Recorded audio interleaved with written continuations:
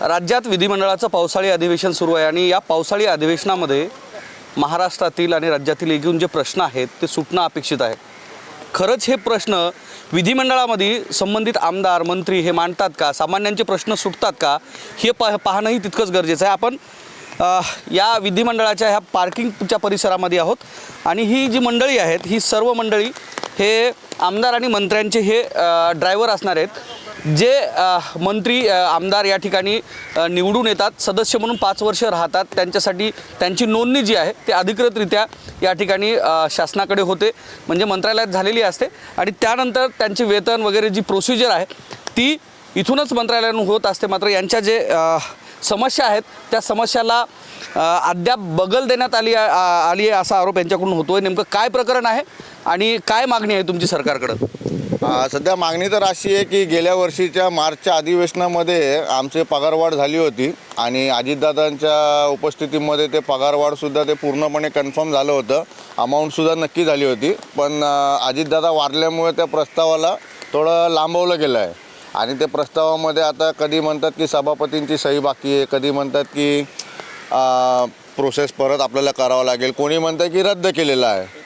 आता आमचा पगार 20,000 रुपये, ज्याच्यातून 201 रुपये कट होतात, टोटल हातामध्ये 19,799 रुपये येतात। मी आमदार अभिजित वंजारी साहेबांचा ड्रायव्हर आहे, तर ते गेल्या वर्षी मार्चपासून ते पगार वाढ झालेली आहे, पण ते अजूनपर्यंत काय आलेलं नाही आहे आणि ते थकबाकी येणार म्हणून काही लोक म्हणतात, काही लोक म्हणतात की PNची काही वेगळी मागणी होती त्याच्यामुळे अजून काय प्रस्ताव पूर्ण झालेला नाही, पण अजितदादांच्या काळामध्ये ते पूर्ण झाला होता।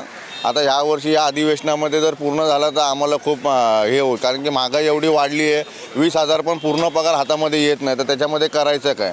आणि ड्युटी म्हणजे आमची टायमिंग काहीच नसतं, ओव्हरटाईम वगैरे नाही, काहीच नाही। जेवणाचं आता इकडे तुम्ही बघाल तर जेवणाचे पण हालत आहे, बाहेर कुठे जेवायला वगैरे जाणार, आमदार निवास पण लांब, गाड्या पार्किंगला जागा नाही लावली तर असे एकूण किती लोक आहेत ज्यांचा हा प्रश्न प्रलंबित आहे? 288 आमदारांचे ड्रायव्हर आहेत, सर्वांचे आहेत आणि त्याच्यामुळे ते 288 PA सुद्धा आहेत, त्यांचे सहाय्यक सहसहाय्यक त्यांचे पण तसंच केलेलं आहे ते।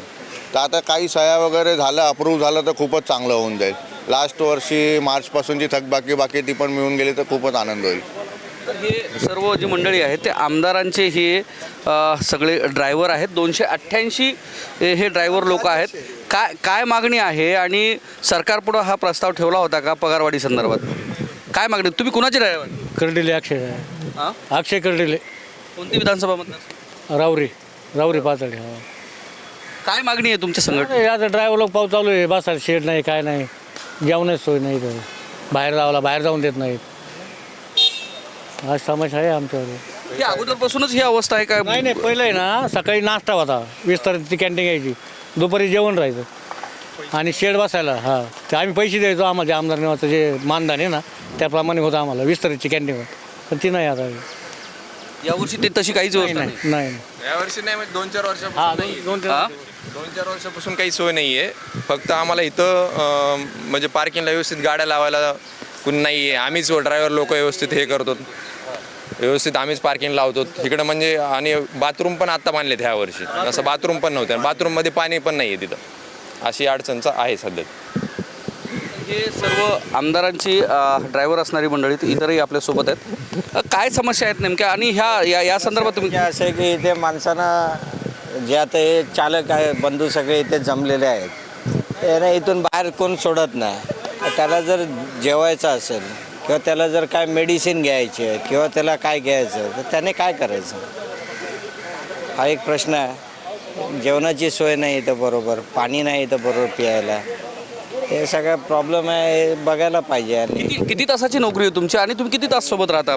आता आमची तर 8-10 तासाची ड्युटी असते, काही जणांची 8 तासाची असते, काही जण 24 तास ड्युटी करतात।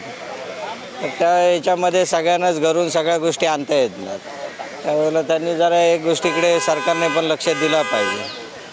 निश्चितच हे विधानभवनाच्या आवाराच्या बाहेर ही जी शासकीय पार्किंग आहे आणि या ठिकाणी वेगवेगळ्या आमदारांच्या आणि जे मंत्रालयीन सचिव आहेत त्यांच्या ह्या गाड्या या ठिकाणी लागल्या आहेत आणि ही जी मंडळी आहेत सगळी ही आमदारांची 288 हे ड्रायव्हर आहेत, काही सहाय्यक स्वीय सहाय्यक आहेत आणि यांची जी वेतन आहे त्या वेतन वाढीची मागणी होती। यांच्या सुविधांचा सुद्धा प्रश्न आहे, कारण जे अधिवेशन असते विधिमंडळाच्या अधिवेशनाच्या कालावधीमध्ये त्यांना बैठक व्यवस्था, पाण्याची व्यवस्था, शौचालयाची व्यवस्था ही सगळी व्हायला पाहिजे.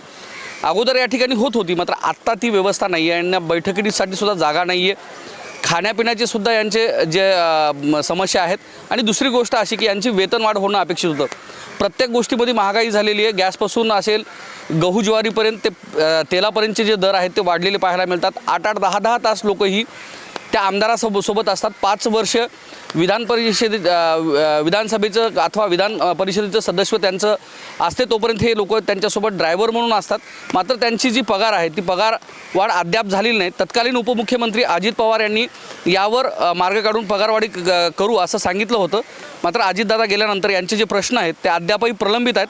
सरकारनं याच्याकडे या अधिवेशनामध्ये लक्ष करावं आणि त्यांची पगारवाढ करावी. त्यासोबतच त्यांना इतर सुविधाही द्याव्यात अशी मागणी यांच्याकडून करण्यात येते.